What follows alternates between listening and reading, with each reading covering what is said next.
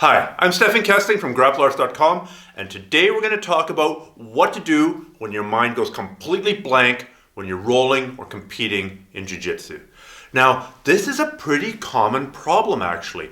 I have a lot of friends who've experienced this, especially in the first couple years of training, and I get up emails and Facebook messages and tweets, and people come to me all the time with this same question, basically some variation of, there I was rolling and my mind keeps on going completely blank and I can't think of what to do next. So first thing to know, this is a common problem. Second thing to know, that the solution to this depends a little bit on what's causing the problem.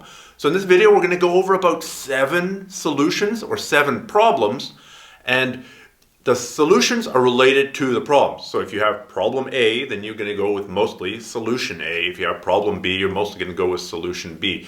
So if you have this problem, it's probably very frustrating. It's probably worth watching this entire video and seeing which of these problems and solutions apply to you. And hopefully by the end of it, you have a couple of concrete points that you can actually use and apply in your own training to get over this super irritating thing of just not having any clue what to do as the guy passes your guard, smashes you, arm bars you, and you tap out yet again. So let's talk really generally. If you're having a problem of your mind going blank, maybe it's just that your mind isn't going fast enough, right? Like you're there and the person's got grips on your legs and they're about to pass your guard doing a toreando or doing some guard pass, doesn't matter what it is. If you had an infinite amount of time, if you could sit there for 10 minutes and go, his grips are there, so he's probably going to go this way or that way, I should probably do X, Y, Z to counter it. If you had that much time, you probably could come up with an answer so your mind wouldn't be blank. So part of the problem could be that you're not making decisions fast enough.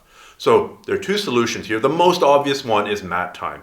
Usually this is a problem that beginners have, and they're like, I don't know what to do. Well, of course you don't know what to do. You've only been doing jiu-jitsu for a couple of months, or you started jiu-jitsu, you got fairly good, and then you took a layoff for whatever reason. Now you're coming back, and you still expected yourself to be at that same level, and your actual ability to execute has gone way down. So too many options, right?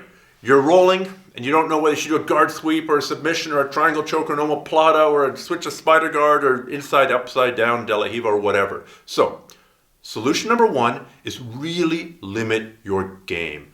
The less choices you have to choose between, the faster you're going to make that decision. If you go to a buffet table and there are 2 things, there's an apple there and there's a pear, you're going to choose whichever one you like most. I feel like an apple. If there are 25 fruit there, you're going to take a while to choose in between. The more choices you have, the longer it takes you to make that decision. This has been scientifically validated in a whole bunch of different contexts, ranging from law enforcement shoot, no shoot decisions to people buying stuff to, mate choice when they look at internet dating data. And it applies to jiu-jitsu. The simpler your game, the faster you're going to make your decision. So the very easiest thing to do is say, look, Fred, your training partner's name is Fred. Look, Fred, all I wanted to do today is to work on my guard retention. If you're going to start my guard, you're going to try and pass my guard, I'm going to stop you from passing my guard. Maybe you've only got 1 or 2 things you're going to do. Number 1, I'm going to grip fight like crazy. Number 2, I'm going to use a frame and hip escape. That's it. That's my whole game plan. You're only going to do 2 things. You'll be able to stick to your game plan quite well because you don't have a whole lot of things to choose from. And if he passes your guard and pins you for a few seconds, you go back. So the stress of having to choose between all options in all of jiu-jitsu is gone. You're only choosing between 2 options. Same thing applies to rear mount. You might go, I'm going to go to rear mount and all I'm going to do is focus on staying on the strong side and going for the rear naked choke. That's it. If the guy escapes from rear mount, we reset. You might go, I'm only going to go for guard passes. I'm going to go for an X pass. That's it. I'm only going to go for an X pass, and that's the only guard pass I'm going to go for. Your partner, your training partner, meanwhile gets the benefits of having extremely focused training coming his way, and he's going to get really good at shutting down the X pass or shutting down the rear mount attack or passing your guard. So it's beneficial to both parties. So number one, limit your game. Kind of a related thing here is having a game plan. You know, a game plan is really just a couple of techniques that fit together extremely well. Perfect case in point, Bernardo Faria. Bernardo Faria is very knowledgeable. He's got a lot of different techniques. Look at his competition. How many techniques does he actually use in competition? 80% of the time, it's his basic deep half guard sweep, where he feeds the lapel, stands up, single legs the guy, and then he goes directly into the over-under and passes the guard. So, you know, he's got lots of other techniques, but his basic game plan is deep half guard sweep into over-under pass to side mount domination. You take a look at other fighters, Marcelo Garcia. You know, he uses the arm drag. He uses the single leg X sweep. He uses the butterfly sweep. He uses the X guard. It's not all techniques. He doesn't do spider guard. He doesn't do reverse De La Riva. He doesn't do deep half guard. Well, you see him in it once in a while. I'm sure he knows it, but that's not his game plan. A guy who really spelled out this game plan development very well is Brandon Mullins, because he, in his How to Defeat the Bigger, Stronger Opponent Series 2, takes us through his basic top game plan and his basic close guard game plan. So it's not always going to go according to that game plan, but the whole idea of start with technique number one. If that doesn't work, go to technique number two. If that doesn't work, go to technique number three is a really powerful thing because it stops your mind from going blank. If I'm close guard, I know what I should do. Technique one. And if that doesn't work, what? Technique two. You're not thinking about it. You're not going, what are all the techniques that I've ever seen on YouTube? What are all the techniques that my teachers ever showed me?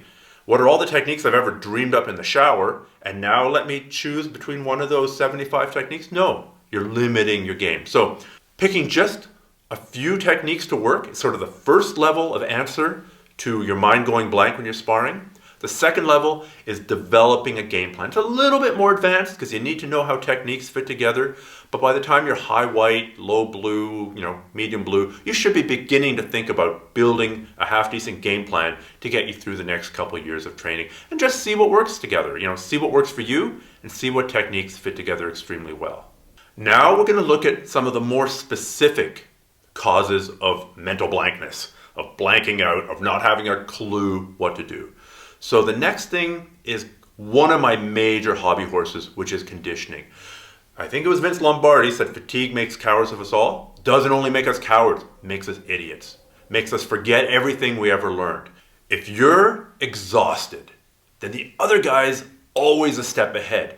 You're going to see what's happening. Oh, he's going for an over-under pass. I should counter that by, too late because he's in side mount.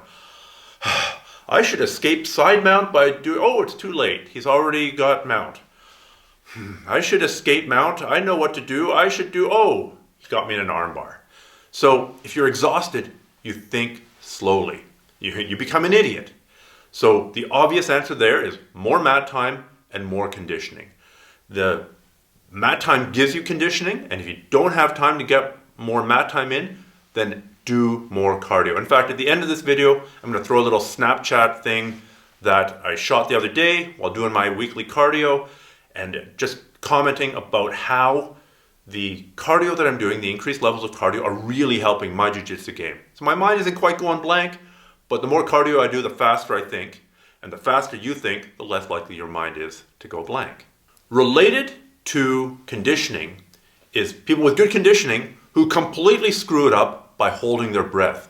So they might be in great shape, but now they get stressed out and they hold their breath and then they're exhausted. And we know what happens when you're exhausted. Your mind goes blank, or you think so slowly that your mind might as well be blank. So if you're having this problem, monitor yourself very closely and see if you might be holding your breath or alternately breathing really shallow. Not deep. Filling your whole lungs and exhaling. If you're having this problem, or if people are telling you that you're holding your breath, sometimes you got to ask your training partners, hey man, when we're sparring, can you keep an eye out for me holding my breath? And if he says, yeah, you're holding your breath, you're breathing really shallow, then forget about technique, forget about tactics, forget about strategy, forget about game plans. Your only goal, your only job for the next month or two is to make sure that you're breathing. When you're on the mats, Every 3 seconds, check in with yourself. Am I still breathing? Oh no, I'm beginning to hold my breath. It's really a common thing, and it's easy to fix once you put your focus on it. So you're gonna there, you sweep a guy, check. Am I breathing? Oh yeah, I'm breathing. Okay, I do a move. I do a move. In fact, one very easy way to get around this is every time you move, take a breath, or take a big deep breath and then move. Take a big deep breath, get a grip. Take a big deep breath, get a second grip. Take a big deep breath, start moving to the back. It's kind of simplistic, but initially it's a tactic, it's a heuristic that'll get you through the fight and make sure that you're breathing, which will make sure you don't get exhausted, which will make sure that your mind doesn't go blank. Another possible culprit for your mind going completely blank when you're sparring is if you suffer from claustrophobia. If you suffer from claustrophobia, you probably know it. We're not talking about like the discomfort you feel when somebody's there kneeling on your face trying to crush your head into the mat. We're talking about when you get on bottom and a person closes the distance, you have raw, visceral panic. You panic and your mind goes blank and all you feel is the desire to die or vanish from the spot. If that's you, then there is a solution. If that's not you, then jump ahead in the video by a couple of minutes and get to the next problem. But if you suffer from claustrophobia, the key is progressive desensitization. And yes, you can deal with it. If you have super severe claustrophobia, like you just lose your mind anytime somebody's within an inch or two of you, the odds of you having even started jiu-jitsu are incredibly small. And the odds of you watching this video are even smaller. So you're probably not an extreme case. You're probably a moderate to mild case, which is fairly common. Why do I think claustrophobia is fixable? Well, a long time ago on Grapple Arts, I wrote an article about claustrophobia in BJJ. You should go and find it. If you suffer from this, do a search for Grapple Arts, claustrophobia, BJJ, you'll find it. In that article, a lot of grapplers shared their experiences of gradually getting over it, gradually desensitizing themselves to proximity. It is possible. I've seen it done. I've seen it done by even some really good jiu-jitsu competitors who would lose their minds initially when they were on their bottom. Even MMA fighters. Now, the bonus here is that those people that I'm thinking of developed really good guards because they hated people passing their guards, and really good escapes. They were super hard to hold down because they had learned to deal with the claustrophobia, but in that process, they had also made sure that their escapes and their guard retention was killer. So they kind of developed a superpower as a result of this super problem. Like I said, the key is progressive desensitization. You might do things like go on the bottom and have somebody hold you for 5 seconds and then take a break. And then 5 seconds and then take a break. Next week, go to 10 seconds. It might seem silly, but this stuff really does work. I knew the one MMA guy that I'm thinking of would go to jiu-jitsu class. At the end of jiu-jitsu class, he'd take his gi, which is just soaked, and he'd lie down on the mat, put the gi over his face, and just, set a timer, and try and last 2, 3, 4 minutes, longer and longer each time, just to get used to the sensation of being smothered, the sensation of not being able to breathe. And it really helped him. He did build up a tolerance over time. It was progressive desensitization. Go check out that article if this applies to you. Another time that people get really frustrated with their minds going blank is when they did used to train, they developed a certain level of skill and a certain level of expectations about their ability to perform, and then for whatever reason, an injury, they had a child, their spouse had a child, they had a big project at work, they were in jail, whatever, they had to take some time off, and then they're coming back to it. So sort of technically, they're still up there. They might have gotten up to a 2-stripe white belt, but then they took a year off or 6 months off. And now they're nowhere near 2-stripe white belt in terms of execution ability. They might still remember the techniques. Oh yeah, that's an armbar. Oh yeah, that's an Americana. Oh yeah, that's a Kimura. But their ability to pull it off in real time against somebody who's really in their face and moving is much, much lower than it was initially. So what they've done is they've forgotten when they came in a year ago, they started here. Their minds were blank. They had no idea what to do because they were beginners. Then they got a little bit better and they knew what to do. Over time, that degraded. Now they're kind of in that beginner state again, but they don't think they should be there. They think they should remember what to do. And that can be super frustrating and super discouraging. So the answer there clearly is mat time. Mat time and not being too hard on yourself. If you've taken a long layoff, it's gonna take you a while to get back in shape. Sorry, it's true. I don't know exactly what the numbers are, but I bet it's something like for each month that you take off, it's gonna take you a week of hard training to bring your technical level back up to where it was. That's assuming your conditioning didn't drop off. If your conditioning dropped off as well, if all you did was sit on the couch and eat Doritos, it's gonna take longer than that. It might take 2 or 3 weeks to come back up. Just go easy on yourself. Let's say you got up to mid-blue belt and then you take a long time off. Now you come back and now you can barely hang with, mid-level white belts. Well, that's super frustrating, but the advantage is they're going to improve, but you're going to improve much faster because you've already been higher than that. You've already been to mid-blue. You're going to get better a lot faster than somebody else who's just beginning. So take heart, don't freak out, go easy on yourself, and more mat time for that problem.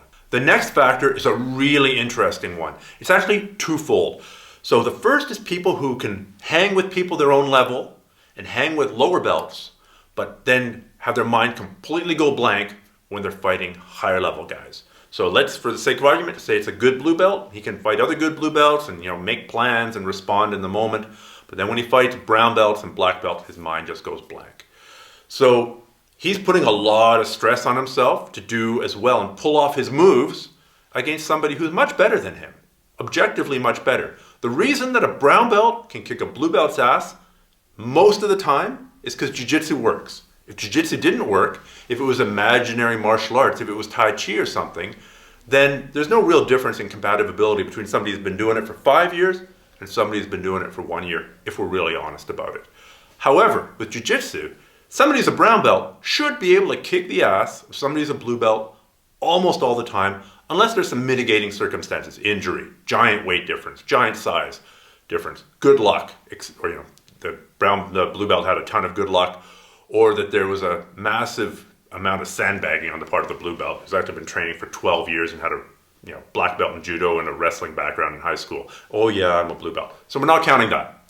So if you're a lower belt who blanks out against upper belts, listen, don't worry about it. They're supposed to beat you. In fact, here's what you do. Just take your best techniques and try and work them. If your best technique is a scissor sweep from guard, try and use that scissor sweep from guard against that black belt or against that brown belt with, complete commitment. Try and pull it off. It probably won't work, but it's okay. Let's say you off balance him or get him worried and then he reacts and passes your guard and kills you. That's okay. You got him worried. Just go out there, relax, use your best techniques, and be ready to tap out. It's no big deal. The more you tap out, the more you learn. The second case of a skill discrepancy leading to the mind going blank is really interesting. This is where people do okay against people their own level or upper belts, but blank out against people just a little bit worse than them or much lower than them. And that's a weird one. But what's going on there is somebody's, mid-level blue belt, say, and they can hang, they can hang sort of, fight a while before tapping out to, say, the purple belt. But, they can be scheming, they can be formulating plans. But when they're fighting just a new blue belt, oh my God. And what's going on there is they're so invested in not looking like an idiot, in not tapping out to somebody who's lower than them, in not showing their instructor that they're a fraud, that they essentially panic. I've run into this a few times, and it's a strange one, but it exists. Man, all I can say there is don't worry about it. As I film this video, the last person that I've tapped out to in sparring is a purple belt. So I'm a relatively large, rather experienced black belt.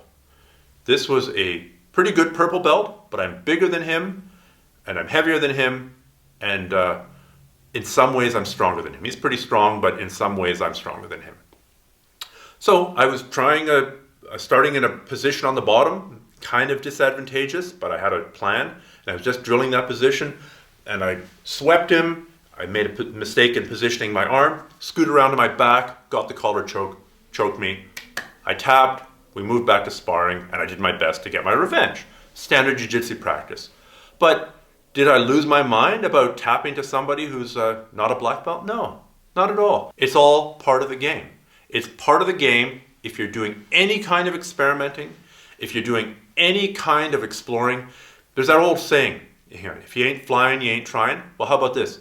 If you ain't tapping out, then you're not exploring enough. If you ain't tapping out, then you're not trying enough new things. If you ain't tapping out, then you're not opening your game up. And if you don't open your game up and try things that are outside your comfort zone, then you're not going to grow. Growth comes from going into uncomfortable areas. This is beginning to sound like a self-help video, but let's put it back into jiu-jitsu. Growth comes from tapping out. The more you tap out, the more you learn. Don't worry about losing occasionally to the lower belts. All it means is that you're experimenting. All it means is that you're training. All it means is that you're not purely staying in your A game and crushing everyone who's lower than you. That's not the way to go. That's not the way to grow. So just to recap quickly, if your mind goes blank when you're sparring, when you're competing, try training for a little while with a super limited game, essentially doing positional sparring. I'm going to start in the bottom of side mount and get out, and if I get out, I'm going to stop, we're going to stop, and I'm going to go back into the bottom of side mount. That's an example of positional sparring. We're going to start in my open guard, and if you pass my open guard and pin me, we're going to stop, reset, go back into the open guard. Also, try working on a game plan. A game plan limits the total number of techniques that you're using and uses techniques that fit together really well. That is something that can often give you an idea of what the next step in the progression is going to be. If you build game plans for positions, good and bad, then you'll know what the next thing is that you should be doing. It may not work, but you know what the next thing is that you have to be doing. The next thing is to work on your cardio. Maybe your mind's going blank because you're exhausted. Work on your cardio and get more mat time. In fact, mat time is probably ultimately the answer to all of this, but we're talking about some of the shortcuts. So sometimes working on your conditioning, specifically your cardio, can really help your mind going blank because it means you're not as tired. And if you're not as tired, then you're thinking faster. If you're thinking faster, then your brain's probably not going to be drawing a blank when you encounter a new position. Related to that, make sure you're breathing. Do not hold your breath, because if you hold your breath, you're going to get exhausted, and then you go back to being an idiot, right? Fatigue makes idiots of us all. If it's claustrophobia that's causing you to completely blank out, work on that. Go read that article. Work on some kind of progressive desensitization to it. You will get better. I've seen so many people make big improvements in this area, so I know it can be done. If you're coming back from a long layoff, go easy on yourself. Maybe use some of the other strategies, maybe use some limited sparring, positional sparring, maybe really work on game plan development, but realize that you're going to suck for a while, and it's going to take a while to get back to where you were. You can't leave a sport and then come back to it 6 months later or a year later and expect to be, firing on all cylinders. It's going to take a while, and that's perfectly okay, and people at the club should know it. Nobody should be giving you grief for, not knowing what to do after a long layoff. So just keep at it. Don't worry about it, and you'll be okay. And finally, when it comes to problems of drawing a blank, when there's a skill discrepancy, either people who are better than you or people that are not as good as you, listen, don't worry about it. It's really not a big deal. When you're sparring, you're not defending the honor of jiu-jitsu. You're not defending the honor of the school. You're not defending the honor of your instructor. Everybody taps. If you're not tapping, then you're either not training or you're only fighting people that you know you can beat. And that's not a way to get better. The more you tap, the more you learn. So put yourself in positions where you're going to tap out and you'll continue to grow. I hope some of this helped. If you have other experiences with your mind going blank, or if some of this helped, or if you have suggestions for other people who've been through this, leave them in the comments below. I know people read those comments, and somebody who's interested in this topic and is watching this video could really benefit from you sharing your experience, because maybe you'll say something that resonates with them and will help them, catapult them out of that mental blankness state, which is so frustrating. Anyway, take care, good luck with your training, and have a great day. So I had a lot of fun sparring yesterday. It was a really good session. Managed to pull off some stuff that hadn't been working, finally started working. And I think undoubtedly the reason that this was because I've been working on my cardio so much, climbing up hills like this one. I think it's generally true for everybody, but it may not be. Really, the only thing to do is to go and try it yourself. Go try it out. All right, that's enough of a warm up. We're getting to the gnarly part here. Time to start focusing on the trail. Not many steps on this particular trail. Just nothing but rocks and roots. It's getting interesting now and really pretty.